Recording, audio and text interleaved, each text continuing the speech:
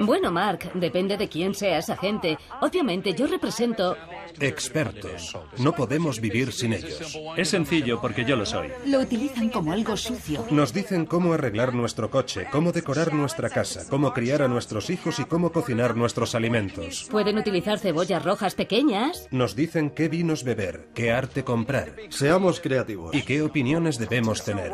Además de cómo comer bien, cómo hacer ejercicio bien y cómo vivir eternamente. Hay que dejar que el resfriado siga su curso. Están en todas partes y los necesitamos porque vivimos en un mundo frenético donde hay demasiada información para procesarla nosotros mismos. Nos dicen qué coches son los más seguros y después se retiran esos coches del mercado. Si quieres ponerte a dieta, alguien va a decirte qué debes comer, y si quieres cortarte las uñas de los pies, habrá un experto que te dirá cómo hacerlo. Incluso en cómo vivir ha llegado a haber expertos. Cada día aparecen ejércitos de nuevos expertos, analistas, eruditos, consultores y otras autoridades para cubrir nuestras necesidades en los medios y en todas partes. Soy un experto en supervivencia en la cárcel. Soy todo un especialista. Predicciones. Las acciones van a bajar, Amanda, se van a desplomar. Y a menudo les cedemos nuestras opiniones porque, bueno, son expertos. Ellos deben saberlo. ¿O no? Con la caída de la bolsa de 2008 descubrimos que nuestros analistas más importantes, nuestros gurús de las finanzas, no sabían gran cosa. Y ningún experto predijo la reciente primavera árabe, aunque todo el mundo tuvo mucho que decir a posteriori. Mubarak va a resistir hasta el final. Un imperio del mal a la iraní. Entonces, ¿qué ocurre con los que hay por ahí? ¿Deberíamos hacerles caso? Ser un experto significa que uno toma decisiones correctas y acierta más en sus predicciones que una persona normal, o todo es parte de un nuevo culto, una industria de los especialistas en expansión que se ha convertido en nuestra nueva religión. El experto medio acierta tanto como un chimpancé tirando un dardo. El poder de los expertos, de los falsos verdaderos expertos o de los verdaderos falsos expertos es terrible. Es una especie de gran ejército de inútiles. Y se les da una autoridad absoluta en los medios de comunicación. Hay un altísimo porcentaje de eruditos que no son absolutamente nada más que fachada. Y ese es el titular de hoy.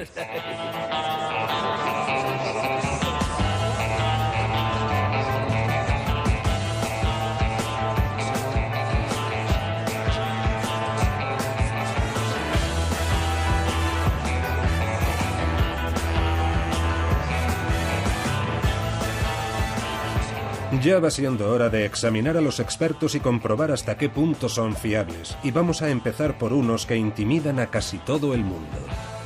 Los especialistas en vinos, cuyos juicios desde su Olimpo nos dicen a los simples mortales lo que debemos beber para formar parte de la élite de los entendidos. De todos los especialistas, estos se encuentran entre los más arrogantes. Toman un sorbo de vino y declaran que tiene aromas de madera con un toque de regaliz y piedra seca.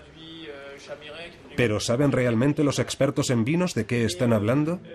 Un buen lugar para averiguarlo es Francia, en el Valle del Loira.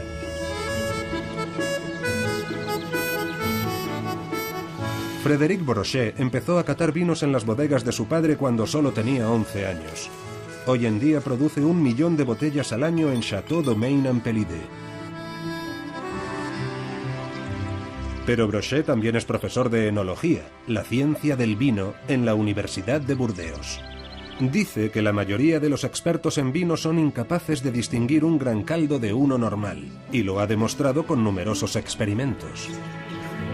En un estudio, Brochet pidió a 56 de estos eruditos que probaran 2 botellas de Burdeos, una etiquetada como un selecto gran vino y la otra como un vino de mesa cualquiera. En realidad, las 2 botellas contenían el mismo vino, pero todos los expertos se equivocaron por confiar en lo que esperaban saborear. De los 56 sujetos, solo 2 sospecharon que el vino de la etiqueta prestigiosa no era un gran vino. A todos los demás, ese vino de la etiqueta famosa les pareció un caldo de gran calidad. Y de ese mismo vino, presentado con una etiqueta cualquiera, dijeron que tenía un aroma poco interesante, que estaba avinagrado.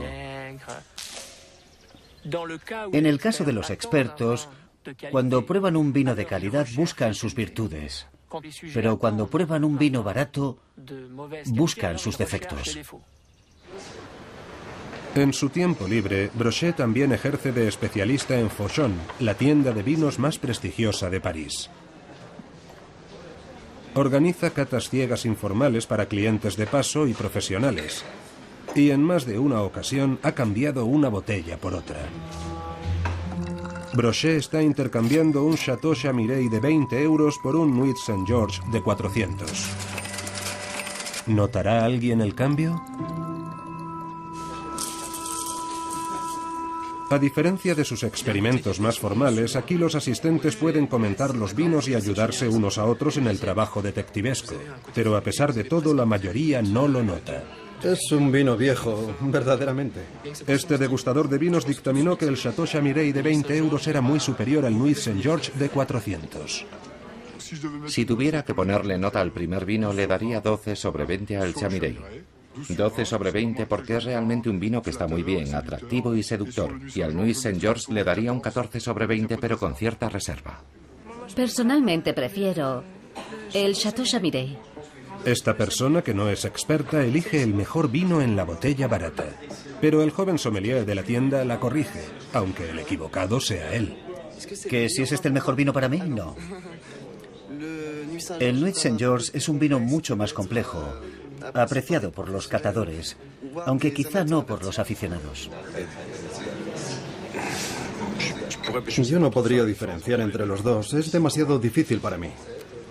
En un famoso estudio, Brochet demostró que los expertos ni siquiera pueden distinguir un vino blanco de uno tinto. Sirvió a otros 54 profesionales un vino blanco y uno tinto para compararlos, pero en realidad eran el mismo vino, solo que uno se había teñido de rojo con una gota de colorante. Ni un solo experto se dio cuenta. Brochet dice que la clave es lo que uno espera de la uva. Los especialistas creyeron que el vino blanco coloreado era un vino tinto.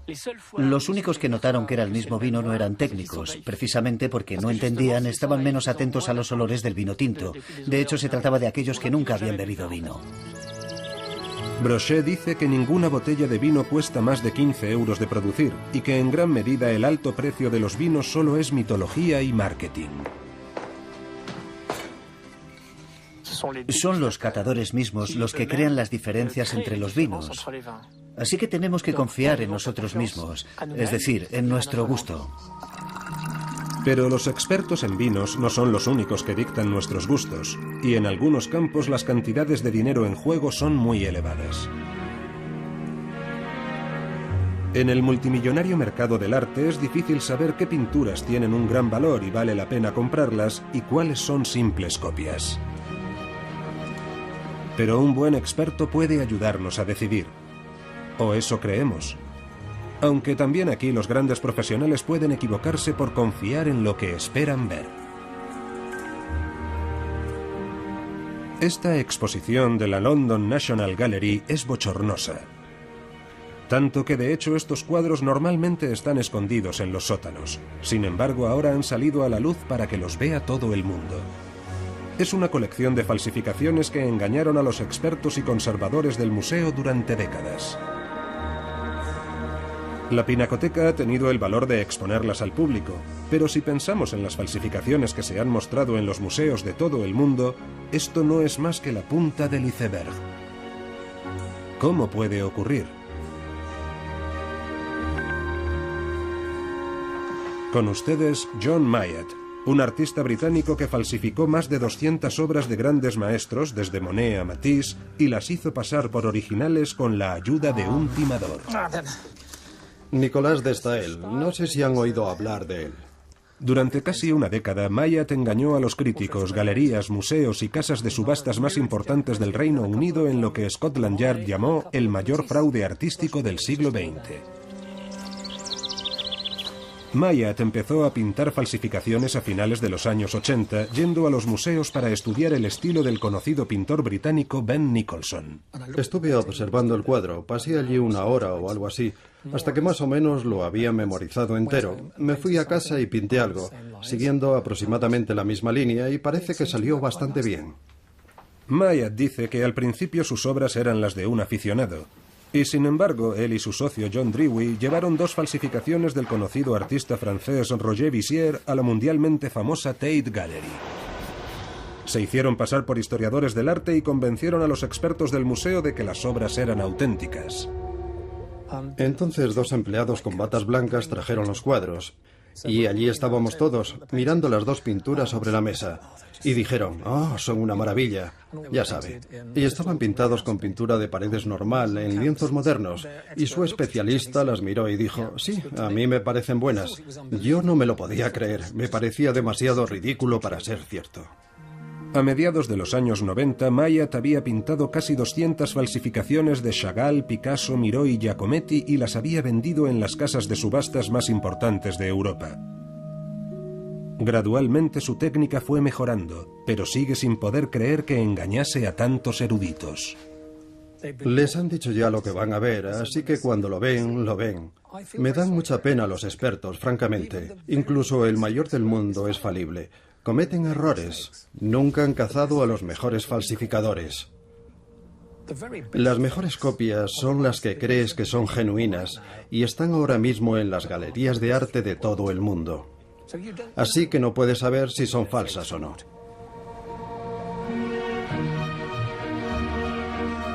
En la National Gallery, la conservadora Marjorie Wiseman dice que hasta los mayores expertos cometen errores porque, como los degustadores de vino, en el fondo quieren y esperan creer que han encontrado algo especial. Todos los historiadores del arte, todos los conservadores, quieren hacer el próximo gran descubrimiento. De modo que quieren encontrar una obra maestra desconocida. Y a veces se olvidan de hacer bien los deberes. Creo que la causa muchas veces es la codicia. Y no solo la codicia económica, sino la codicia académica. Quieres que se te reconozca un gran descubrimiento. En 2009, uno de los grandes museos de Hamburgo abrió una exposición de guerreros de terracota chinos que resultaron ser copias sin ningún valor. Mientras tanto, un experto que dirigía un museo estatal alemán declaró engañado que un cuadro con burdas manchas de color era una obra genuina de Ernst Wilhelm Ney, artista ganador de un premio Guggenheim. En realidad, el artista era un chimpancé. El crítico de arte francés Patrick Debaget dice que no hay especialista infalible. El mejor técnico es el que se equivoca menos. No siempre podemos acertar y todos podemos errar, por eso el mejor es el que falla menos, aunque hay expertos que cometen muchos errores. Creo que esto afecta a museos, casas de subastas, coleccionistas privados, historiadores del arte, estudiosos. Creo que todo el mundo es vulnerable.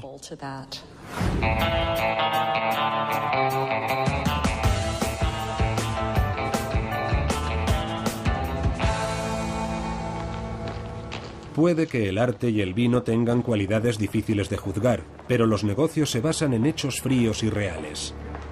Por eso hay incontables asesores empresariales y consultores de dirección cuyos consejos llenan librerías enteras. ¿Pero qué los convierte exactamente en expertos? Cuando el exconsultor de la gerencia de Matthew Stewart empezó, no tenía conocimiento alguno sobre negocios, solo una licenciatura en filosofía. Pero su jefe le dio un curso de dirección de 3 semanas que lo convirtió en experto de la noche a la mañana. Yo era un consultor accidental, digamos que caí de rebote en la compañía. La primera sorpresa que me llevé fue que mi absoluta falta de formación no importaba. Yo no sabía cómo funcionaba la bolsa.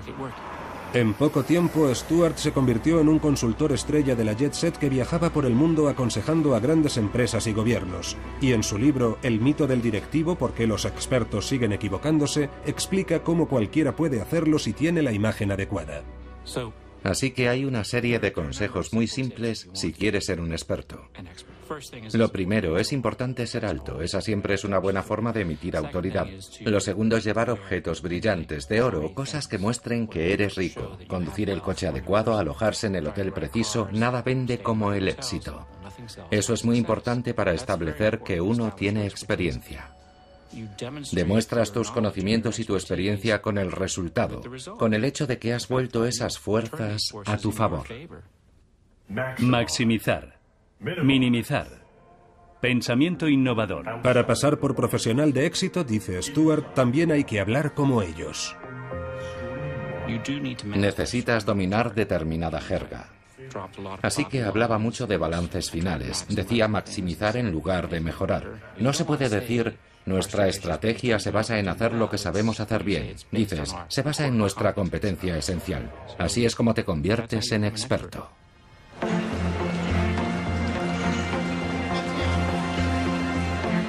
En Francia, los expertos también son omnipresentes, sobre todo en los medios. ¿Cómo podemos superar en 3 años el déficit de las finanzas públicas? También aquí la jerga contribuye a crear la imagen del especialista, dice el historiador Etienne Auger, redactor editorial de la revista francesa Slate.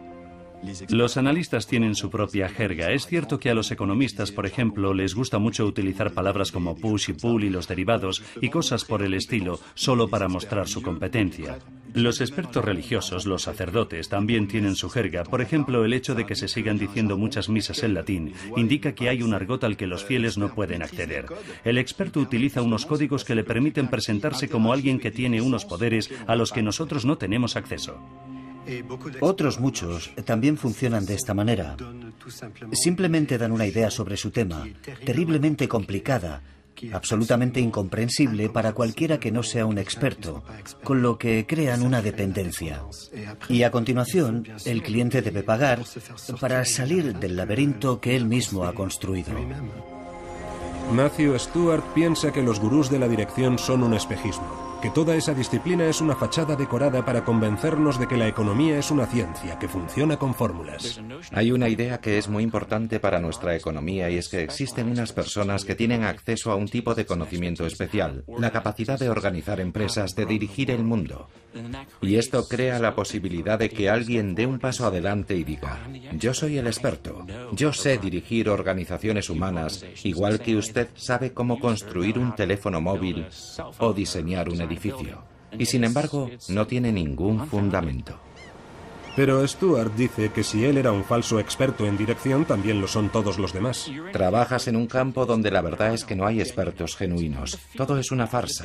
La idea básica de que existe un tipo de ciencia, una tecnología que se puede aplicar a esta disciplina, es simplemente falsa.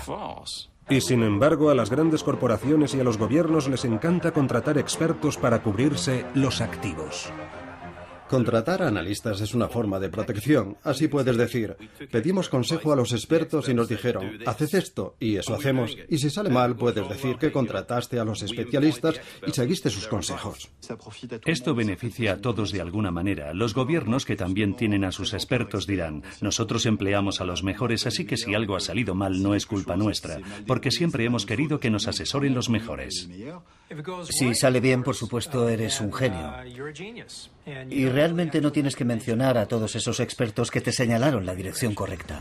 Mientras los expertos en finanzas siguen su marcha triunfal, hay un nuevo ámbito en el que todo el mundo está hambriento de consejos de especialistas.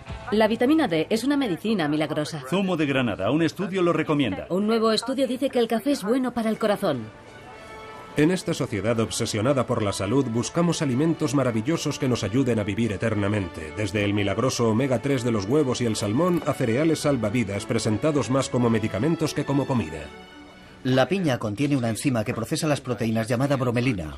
Buscamos respuestas mágicas en un ejército de nuevos expertos en nutrición, especialistas en dietética y otros que nos dan consejos detallados sobre qué alimentos comer o evitar para estar sanos o para prevenir el cáncer. La grasa de oca es especialmente rica en ácidos grasos poliinsaturados. Pero las tendencias cambian tan rápido que a menudo acabamos hechos un lío, como dice el escritor y humorista francés Jean-Luc Chifflet. Yo me hinché de omega 3, me hartaba de sardinas, me hartaba de salmón para prevenir el cáncer. Y ahora acabo de comprar otro libro que dice que hay que hacer exactamente lo contrario. Así que ya no sé a qué santo encomendarme. El Dr. Ben Goldacre es un conocido crítico científico y escritor británico. Dice que muchos expertos en nutrición tienen una escasa formación o conocimientos. Hay un vasto ejército de gente ofreciendo todo tipo de consejos. y se hacen llamar nutricionistas. Lo interesante es que hay un grupo de académicos que investigan las relaciones entre alimentación y salud y que también se llamaban nutricionistas. Y ahora están empezando a comprender que van a tener que cambiar el nombre de lo que hacen, porque está totalmente devaluado y caricaturizado por la llegada de esta nueva y estrambótica profesión. Goldacre dice que a menudo las asociaciones profesionales tienen unos estándares tan informales que cualquiera puede conseguir un certificado con aspecto oficial. De hecho, él pidió uno por correo a esta asociación de expertos en nutrición para su difunta gata Henrietta y lo consiguió. Lo que demuestra que no necesitas ser nutricionista, ni de hecho necesitas ser humano. Ni siquiera tienes que estar vivo para ser miembro de la Asociación Americana de Consultores Nutricionales. ¿Listos? 3, 2, 1. ¿Qué os parece? En lugar de una explosión tenemos una lámpara. El Dr. Joe Schwartz es el perro guardián oficial de la Universidad McGill. El falso experto es un gran problema en el mundo científico. Muchos de estos técnicos o presuntos especialistas son unos charlatanes. Los resultados que hemos obtenido con miles de pacientes con todo tipo de cánceres demuestran que SIAC cura el cáncer. ¿Lo han oído? Un tratamiento contra el cáncer. Están promocionando tratamientos para el cáncer que no funcionan. Están promocionando suplementos dietéticos que no funcionan. Este peróxido de hidrógeno de uso alimentario es la única forma de curar desde el cáncer al eczema, la gota, la artritis. Y por supuesto solo hay que seguir el dinero para ver por qué están haciendo esto. Schwartz dice que otro problema es que también los expertos respetables son contratados para hacer estudios por industrias que pueden comprometer su imparcialidad. Una vez que te están pagando es muy difícil ser totalmente objetivo. Siempre hay un sesgo que sabes que la gente que te paga quiere que se adopte, aunque no se haya hecho explícito en ningún momento. Así que cada vez que hay dinero por medio, creo que el experto es de algún modo cuestionable. Ben Goldacre dice que el interminable desfile de especialistas que prometen resultados mágicos en los medios y en Internet nos aleja de las costumbres a largo plazo que deberíamos adoptar para estar sanos. Yo podría escribir el libro de la vida saludable del Dr. Goldacre como un libro de consejos diarios y diría exactamente lo mismo en las 365 páginas. Tienes que comer más fruta y más verdura todos los días durante 70 años. Y lo siento mucho, de verdad. Siento que tenga que ser durante 70 años y siento que su cura de adelgazamiento de 5 días no funcione, pero esa es la realidad. Y creo que si le dices a la gente que esa dieta de 5 días funciona, pensarán, bueno, puedo tomarme una bolsa de patatas y quedarme viendo la tele en lugar de ir al gimnasio.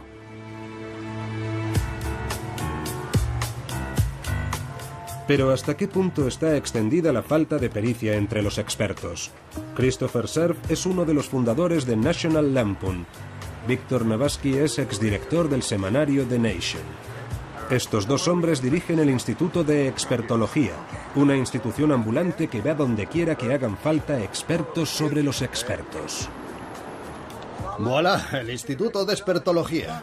Juntos han escrito un libro que reúne las grandes predicciones de expertos de todos los tiempos. Por ejemplo, el mercado bursátil ha alcanzado una meseta permanente. Irving Fisher, economista de fama mundial, justo antes del crack bursátil de 1929.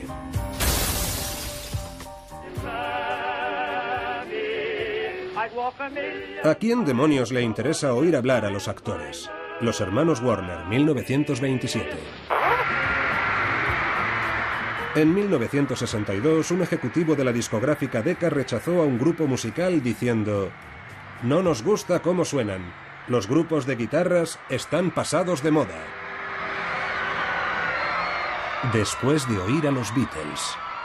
Uno se imagina que por probabilidades, aunque no sepan nada, los expertos deberían acertar al menos el 50% de las veces, pero no hemos encontrado a uno solo que haya acertado en nada. Está bien, puede que exagere un poco, pero en su libro sobre predicciones han demostrado que a los genios militares no les va mucho mejor que a otros expertos. Wellington es un mal general, esto habrá terminado para la hora del almuerzo. Napoleón antes de perder en Waterloo. No son capaces de acertarle a un elefante a esta distancia. Últimas palabras del general John Sedgwick, Guerra de Secesión Americana.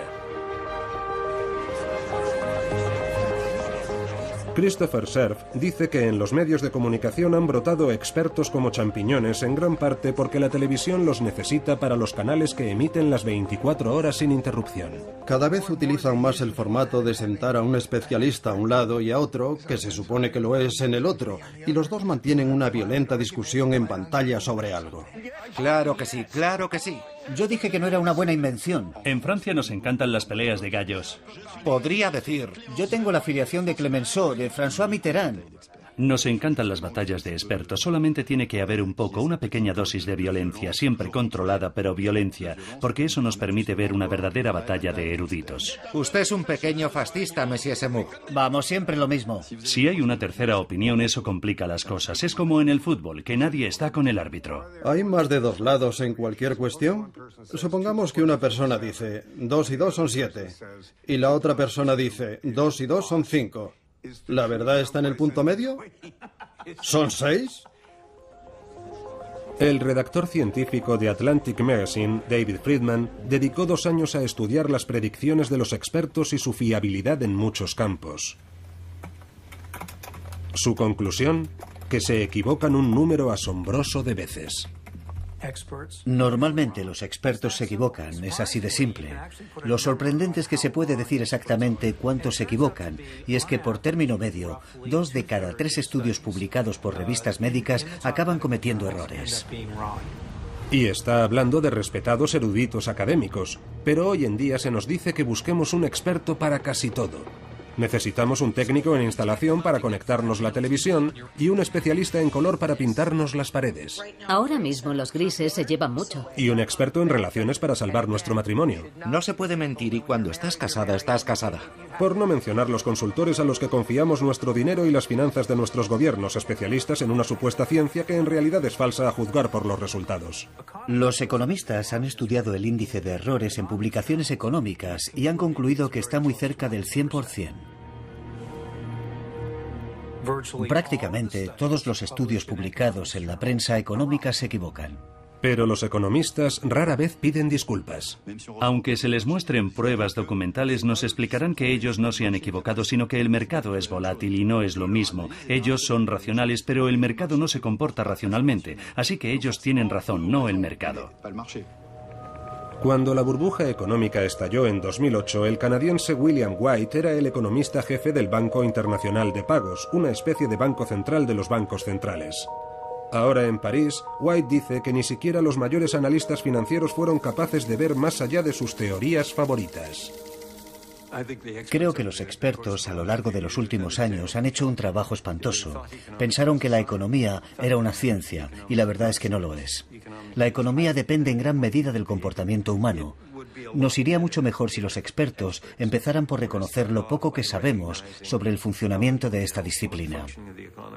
La economía no se basa en algo racional, es una ciencia humana y los seres humanos no son racionales. No se puede pronosticar el comportamiento de la gente para dentro de un mes, ni de 3 años, ni de 5. Cuando se trata de predicciones de expertos, la regla es: si sale cara, gano yo, y si sale cruz, olvidamos la apuesta. Uno no pierde el estatus de gurú simplemente porque su conjetura sea un desastre. Gardner señala que en una ocasión la revista The Economist hizo un estudio comparando 10 años de predicciones de un variado abanico de expertos sobre la economía y la inflación. Y entre estos individuos había presidentes de corporaciones, economistas, gente muy respetada y también varios basureros de Londres. Y pasados 10 años, los que presidían la mesa eran los basureros londinenses. Seguimos teniendo esta idea del gran experto que puede encontrar soluciones que nosotros no podemos ver. Una especie de Superman que hace magia. Ese es el verdadero atractivo del experto. Mientras tanto, continúa el reinado del error, desde las decisiones más triviales a la mayor compra de nuestra vida.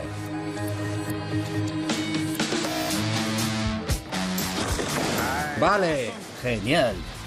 Dame un máximo para tener un margen. Con ustedes Mike Holmes, una estrella de la televisión canadiense, quien ha emprendido una cruzada para desenmascarar a los expertos que hacen grandes chapuzas en la reforma de las viviendas. Su última serie de reportajes tiene un nuevo objetivo: los inspectores de viviendas. Y entonces llega la inspección Holmes. Sí, ellos también cometen muchos errores y salen realmente caros. ¿Por qué aquí? Hoy el equipo de Holmes está grabando en esta casa de Toronto. Se vendió por $280.000 después de que un experto inspector de viviendas le diera el visto bueno. Cuando empezaron los problemas, el nuevo propietario acudió a Holmes, que descubrió que hacían falta $200.000 más para las reparaciones. Pero Holmes ha visto cosas mucho peores. Toda la fontanería está hecha polvo. Dice que el verdadero problema es que se ve a los inspectores de viviendas como especialistas altamente cualificados, y muchos tienen una experiencia mínima cuando no nula. Para ser inspector de viviendas solo tienes que chasquear los dedos. Hay un curso de 1 hora que puedes hacer online. Hay un curso de 2 semanas. Pensemos un poco. ¿Qué formación tienen? ¿De dónde salen? ¿Han construido casas? Los que han levantado viviendas son los que deberían ser inspectores. Pero si solo has trabajado en McDonald's e hiciste un curso de 2 semanas, de repente eres todo un inspector y ahora los dueños de las casas te consideran un experto. A pesar de todas las pruebas, la industria de los expertos sigue creciendo y fabricando nuevas autoridades sin cesar. Pero, ¿de dónde salen? ¿Cómo se convierte alguien en experto? Las nuevas crisis bancarias en Estados Unidos, en Alemania, en Francia. ¿En el pasado usted ha escrito un libro o ha dominado algún sector o es un expolítico en busca de trabajo? El poder no es para brillar por brillar, el poder es para servir. Pero aquí en Francia tienen su propia escuela de expertos. La Facultad de Filosofía, origen de un buen número de los especialistas televisivos. Y luego está el fenómeno del orgullo. Las mujeres son hombres insatisfechos porque no tienen pene. La separación absoluta de las creencias y el espacio público. El filósofo en Francia es el experto de base. Es decir, que en todos los programas nos encontramos con ellos porque saben de todo. Son capaces de hablar tanto del calentamiento global. A pesar del calentamiento climático con el que nos calientan las orejas, la nieve no va a dejar de caer en invierno. Como de dar su opinión sobre la desaparición del Polo Norte o la sexualidad de la mujer checoslovaca. Por eso tienen un título de filosofía, porque eso les permite opinar sobre todo. Cuando uno es primer ministro debe tener sangre fría. Es la aristocracia del pensamiento. Los odiamos, pero estamos orgullosos. Podemos criticarlos, pero usted no. Pero hoy en día en Estados Unidos hay formas mucho más rápidas de convertirse en experto que aprender mucho de algo. Porque fabricar especialistas se ha convertido en un nuevo negocio. Hay quien dice que puede convertir a cualquiera en un experto en pocos días. Sí, incluso a usted. Esta es la Escuela de Expertos. Hola, me llamo T.J. Walker y ayudo a la gente a mostrarse relajada, cómoda y segura en televisión. ¿Qué pasa? Estoy embarado, incómodo. ¿Por qué nadie va a escucharme y respetarme? ¿Por qué voy a respetar vuestra opinión si parece que os da miedo estar aquí? T.J. Walker enseña a la gente en pocos días a tener la presencia y a hablar como los expertos de la televisión. Porque imaginaos si yo os estuviera diciendo, voy a enseñaros a tener una imagen increíble y hacer que la gente piense que sois los mayores expertos del mundo. ¿Qué habéis notado? Por lo menos no es la bragueta. Cuando se trata de ser un experto en los medios, si hay una sola cosa que no funciona, eso será lo único que recuerde la gente. Está funcionando desde hace 25 años. Sus alumnos pagan entre $2.000 y $7.000 y el abanico va desde médicos y empresarios de éxito a agentes de relaciones públicas que quieren ser conocidos en su campo como expertos televisivos. Como Sarah Harding, que fue Miss Fitness y ahora intenta darse a conocer como erudita televisiva en ejercicio físico. Totalmente. Me encantaría ser experta. Quiero que la gente me vea como una experta en mi especialidad. Desde luego me gustaría ser un experto conocido en el campo de la venta al descubierto. Me gustaría salir en la CNN algún día. Me gustaría ser experta en psicología deportiva para ir a los programas de noticias y deportes a hablar de esta modalidad y de cómo influyen los atletas. TJ dice que hay una enorme demanda de expertos por el gran crecimiento de la televisión por cable. Ahora mismo hay una tremenda necesidad de ellos por una razón, porque es barato. No hay nada más barato que tener a un anfitrión obstinado y llevar a un par de personas igual de pertinaces, una a cada lado de la mesa, una contra otra. Y sale prácticamente gratis. Y para mucha gente ser experto es una fantasía. Para mucha gente es una fantasía ser gurú. Es una salida profesional muy atractiva, puede ser apasionante, y muchos están intentando conseguirlo. TJ dice que podemos convertirnos en expertos si escribimos un libro o disponemos de un título de algo, pero la forma más fácil es tener una formación básica, aprender a moverse en los medios y conseguir algún tipo de exposición. Porque si has salido en televisión una vez, ya te consideran como a un especialista, y la prensa y la radio también te buscarán. Muy bien, ¿cuál es la forma más fácil para que os llamen? Os garantizo que así os convocarán. La forma más fácil de que cuenten con vosotros es esta. Eso es, atacar. Usted nunca es responsable de sus pensamientos. Espere, ¿yo no soy responsable de qué? Le echa la culpa a todo el mundo y dice que avasallo. No me va a avasallar con sus desvaríos. Puede desvariar todo lo que quiera. La regla de oro de TJ es ser simple y no dudar. Cuanto más absolutamente seguro de sí mismo suene, más probable es que haga carrera como experto en televisión. Así que diga siempre, siempre y nunca, pero nunca diga quizás. Cada vez que afirméis algo rotundamente, absolutamente, siempre, debe hacer esto, tiene que hacer esto. Cada vez que hagáis eso, os van a llamar una y otra vez. Y así otra promoción de autoridades prematuras sale a la calle a vender certeza junto al creciente ejército de expertos que solamente lo son en dar opiniones. Un profesor de Berkeley es el mayor experto mundial en expertos. Lleva estudiándolos atentamente 20 años. El profesor Philip Tetlock ha seguido a 300 expertos gubernamentales y mediáticos de alto nivel durante 2 décadas, en las que han hecho 82.000 predicciones. Entre ellas había previsiones económicas y pronósticos políticos sobre acontecimientos mundiales.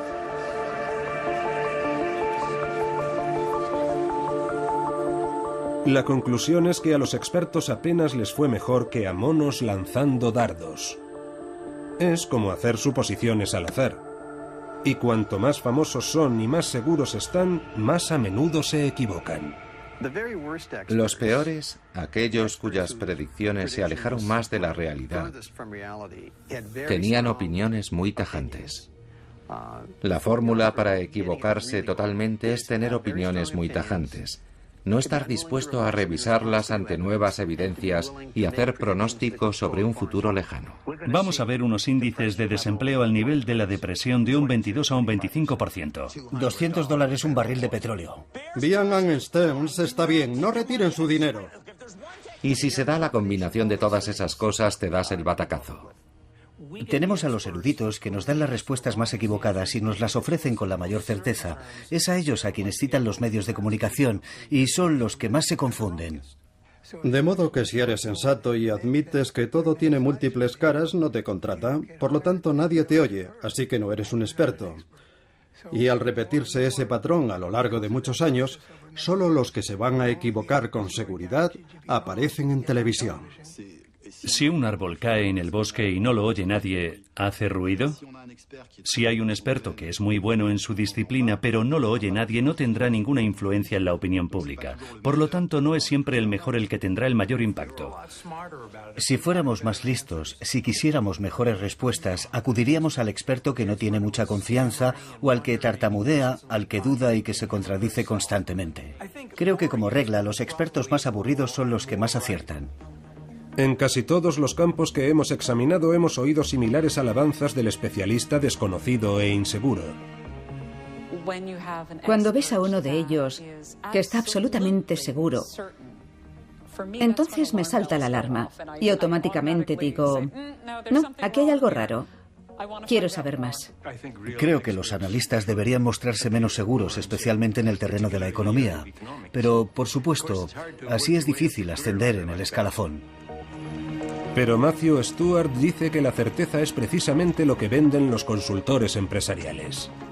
Si quieres ser experto, debes mostrarte confiado, seguro de tus recomendaciones. Tú sabes la verdad, se la estás comunicando a la gente. Quizá es por lo que no me gusta especialmente el trabajo de experto. Siempre estoy cuestionando lo que hago. Estoy lleno de dudas. Las leyes de la física son predecibles, pero el comportamiento humano es demasiado complejo para que nadie pueda augurarlo. Y sin embargo, en tiempos de incertidumbre, buscamos certeza en nuestra vida. ¿Hay algún campo en el que se pueda ser un experto de éxito y admitir que no estás seguro? Para saberlo, volvimos la vista a los cielos. En la zona metropolitana, el pronóstico para hoy es de un 38% de probabilidades de lluvia y un 50% de tormentas. Aquí, en la Oficina Nacional de Meteorología de Canadá, siempre se hacen los pronósticos con un porcentaje de probabilidades junto a cada predicción. De hecho, en las predicciones a más largo plazo, aparece un aviso en su página web que dice que las previsiones no son más fiables que el azar, según dice su climatólogo jefe, David Phillips. No sé, es como decir, lanza una moneda, tira un dardo, haz girar la ruleta. Tenemos que decir algo, no podemos poner un mapa en blanco y decir, el tiempo para este mes se ha cancelado. Así que lo mejor que podemos hacer es darles algo, pero también advertirles. Usuario, no te fíes mucho, casi cualquier cosa es posible. Y sin embargo, muy pocos expertos muestran esta humildad. En cambio, es a los más arrogantes y seguros de sí mismos a los que acudimos sin dudar. Y ya no sé a quién recurrir. Tengo más de 50 años, soy blanco, relativamente acomodado. No sé con quién demonios me van a poner en la cárcel, no sé. Allí no hay violadores, no hay asesinos. El efecto que ha tenido en mi familia ha sido horrible. Ya, pues ¿sabe qué? Yo soy un experto en esto. Ha visto mi web. Sabe que cumplí 10 años. He estado en todos los niveles de custodia. Voy a ser sincero con usted, Mark. Está jodido, pero vamos a intentar mitigar los daños. Con ustedes, Larry Levine, un nuevo integrante de la industria de los expertos. Larry es ex convicto, pero ahora asesora a aterrorizados delincuentes de cuello blanco sobre qué les espera en la cárcel. Es un especialista en prisiones que imparte un curso llamado Primero de Condena Federal. No ir a las duchas en plena noche, por ejemplo. No ir a sitio solo. No son los otros reclusos los que tienen que preocuparle. Deberían preocuparle los guardias. Cuando le digo lo que va a pasar en la cárcel, al otro lado de la verja, tiene que confiar en mí, porque soy un experto. ¿Quién puede decir si los consejos de Larry realmente funcionan? Pero muchos clientes están desesperados por creerle, porque tienen miedo y no tienen a quién recurrir. Y quizás sea por eso por lo que todos acudimos a los expertos.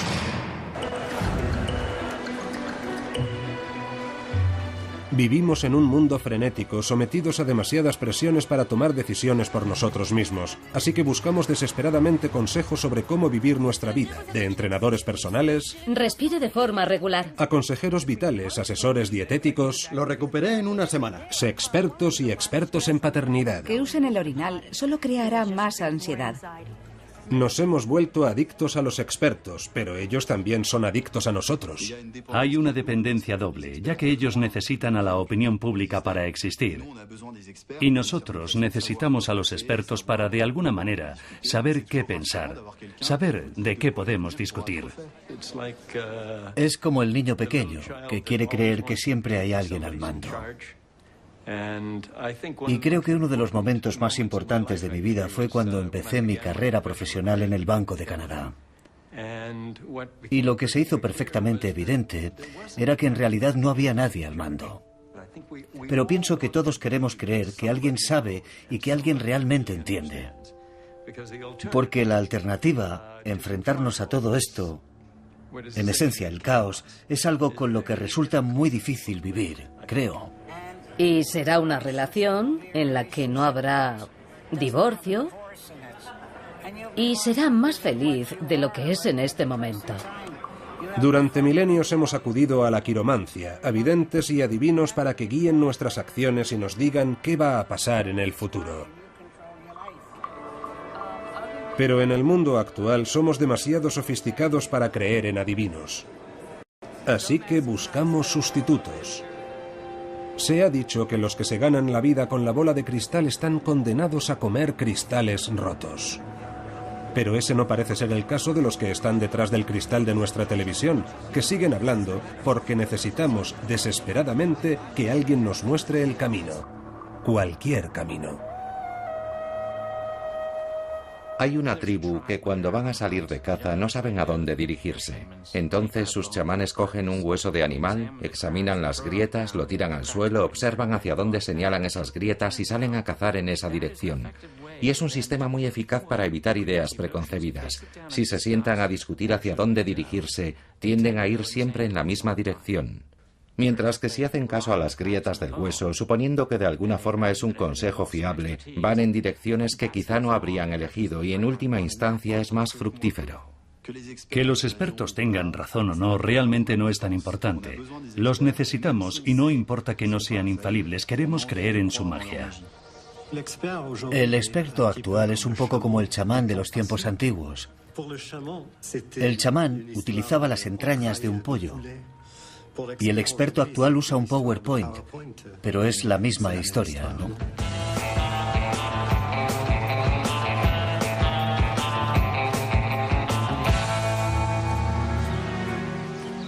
De vuelta en Inglaterra, finalmente el falsificador John Myatt fue capturado por la policía y condenado a 1 año de cárcel, pero cuando salió le esperaba una sorpresa. El inspector de Scotland Yard que había detenido a Myatt le encargó un retrato de familia, y lo mismo hicieron el fiscal y otros funcionarios judiciales que habían quedado impresionados por su insólito talento. Actualmente Myatt se gana bien la vida vendiendo sus falsificaciones honradamente a través de su empresa Falsificaciones Legítimas. Ahora está pintando esta copia de Monet para Ronnie Wood de los Rolling Stones. Una de las figuras tendrá su cara. Pero Myatt sigue engañando a los expertos. La policía cree que 120 de sus 200 falsificaciones siguen en circulación en manos de coleccionistas privados, tratantes de arte y quizá museos. Y Myatt prefiere dejarlo así. Bueno, si lo tienen y disfrutan teniéndolo y todo el mundo piensa que es auténtico, incluidos los expertos, ¿por qué demonios iba a ir nadie a decirles, ¿sabe qué? Lo he pintado yo? Así que quizás sí que sirva de algo recibir un mal consejo de un experto si quedamos satisfechos con el resultado. Pero por supuesto siempre habrá otro en algún sitio que tenga un punto de vista totalmente diferente.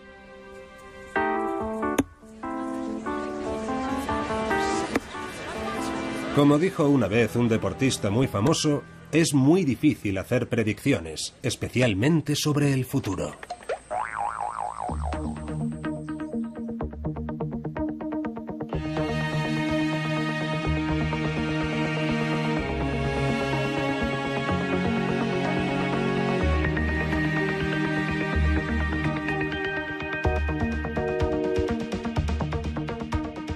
Para clientes de paso y profesionales.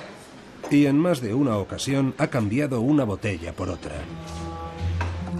Brochet está intercambiando un Chateau Chamiray de 20 euros por un Nuit Saint-Georges de 400. ¿Notará alguien el cambio? A diferencia de sus experimentos más formales, aquí los asistentes pueden comentar los vinos y ayudarse unos a otros en el trabajo detectivesco. Pero a pesar de todo, la mayoría no lo nota. Es un vino viejo, verdaderamente. Este degustador de vinos dictaminó que el Chateau Chamiray de 20 euros era muy superior al Nuit Saint-Georges de 400. Si tuviera que ponerle nota al primer vino, le daría 12 sobre 20 al Chamiray. 12 sobre 20 porque es realmente un vino que está muy bien, atractivo y seductor. Y al Nuit Saint-Georges le daría un 14 sobre 20, pero con cierta reserva. Personalmente prefiero el Chateau Chamiray. Esta persona, que no es experta, elige el mejor vino en la botella barata. Pero el joven sommelier de la tienda la corrige, aunque el equivocado sea él. ¿Que si es este el mejor vino para mí? No. El Nuit Saint-Georges es un vino mucho más complejo, apreciado por los catadores, aunque quizá no por los aficionados. Yo no podría diferenciar entre los dos, es demasiado difícil para mí. En un famoso estudio, Brochet demostró que los expertos ni siquiera pueden distinguir un vino blanco de uno tinto. Sirvió a otros 54 profesionales un vino blanco y uno tinto para compararlos, pero en realidad eran el mismo vino, solo que uno se había teñido de rojo con una gota de colorante.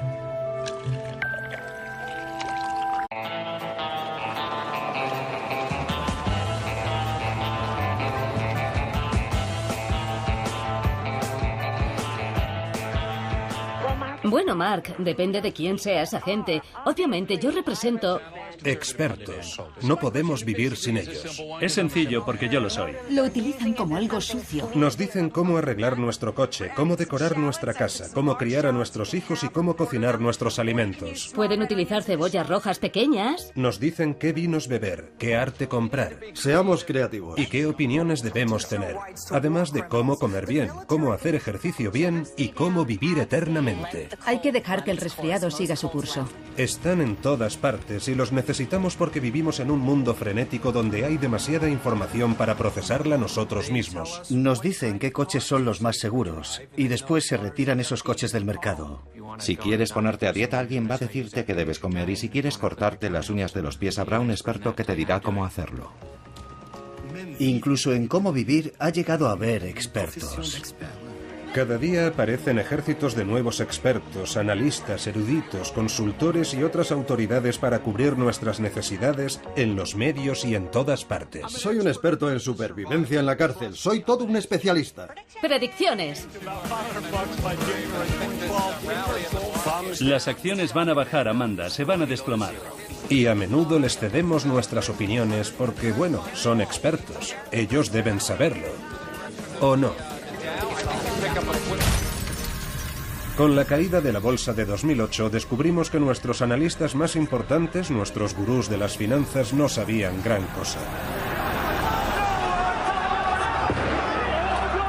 Y ningún experto predijo la reciente primavera árabe, aunque todo el mundo tuvo mucho que decir a posteriori.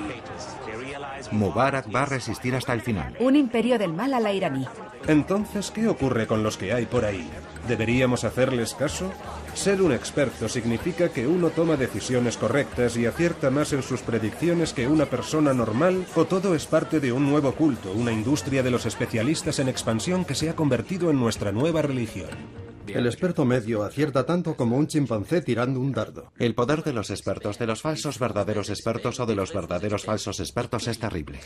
Es una especie de gran ejército de inútiles. Y se les da una autoridad absoluta en los medios de comunicación. Hay un altísimo porcentaje de eruditos que no son absolutamente nada más que fachada. Y ese es el titular de hoy.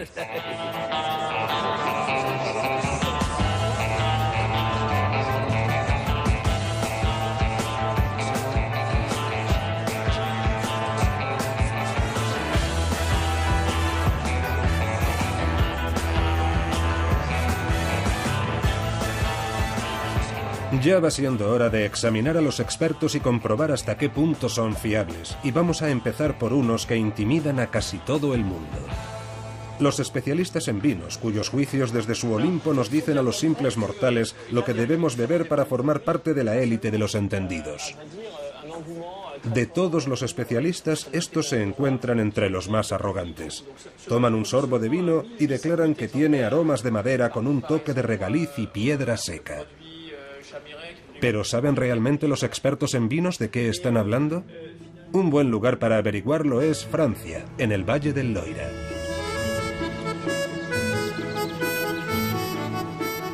Frédéric Brochet empezó a catar vinos en las bodegas de su padre cuando solo tenía 11 años. Hoy en día produce 1 millón de botellas al año en Château Domaine-en-Pelidé. Pero Brochet también es profesor de enología, la ciencia del vino, en la Universidad de Burdeos. Dice que la mayoría de los expertos en vino son incapaces de distinguir un gran caldo de uno normal, y lo ha demostrado con numerosos experimentos. En un estudio, Brochet pidió a 56 de estos eruditos que probaran 2 botellas de Burdeos, una etiquetada como un selecto gran vino y la otra como un vino de mesa cualquiera. En realidad, las 2 botellas contenían el mismo vino, pero todos los expertos se equivocaron por confiar en lo que esperaban saborear. De los 56 sujetos, solo 2 sospecharon que el vino de la etiqueta prestigiosa no era un gran vino. A todos los demás, ese vino de la etiqueta famosa les pareció un caldo de gran calidad. Y de ese mismo vino, presentado con una etiqueta cualquiera, dijeron que tenía un aroma poco interesante, que estaba avinagrado. En el caso de los expertos, cuando prueban un vino de calidad buscan sus virtudes. Pero cuando prueban un vino barato, buscan sus defectos. En su tiempo libre, Brochet también ejerce de especialista en Fauchon, la tienda de vinos más prestigiosa de París. Organiza catas ciegas informales. Ni un solo experto se dio cuenta. Brochet dice que la clave es lo que uno espera de la uva. Los especialistas creyeron que el vino blanco coloreado era un vino tinto. Los únicos que notaron que era el mismo vino no eran técnicos, precisamente porque no entendían, estaban menos atentos a los olores del vino tinto. De hecho, se trataba de aquellos que nunca habían bebido vino. Brochet dice que ninguna botella de vino cuesta más de 15 euros de producir y que en gran medida el alto precio de los vinos solo es mitología y marketing. Son los catadores mismos los que crean las diferencias entre los vinos. Así que tenemos que confiar en nosotros mismos, es decir, en nuestro gusto. Pero los expertos en vinos no son los únicos que dictan nuestros gustos, y en algunos campos las cantidades de dinero en juego son muy elevadas. En el multimillonario mercado del arte es difícil saber qué pinturas tienen un gran valor y vale la pena comprarlas y cuáles son simples copias. Pero un buen experto puede ayudarnos a decidir. O eso creemos. Aunque también aquí los grandes profesionales pueden equivocarse por confiar en lo que esperan ver. Esta exposición de la London National Gallery es bochornosa. Tanto que de hecho estos cuadros normalmente están escondidos en los sótanos. Sin embargo, ahora han salido a la luz para que los vea todo el mundo. Es una colección de falsificaciones que engañaron a los expertos y conservadores del museo durante décadas. La pinacoteca ha tenido el valor de exponerlas al público, pero si pensamos en las falsificaciones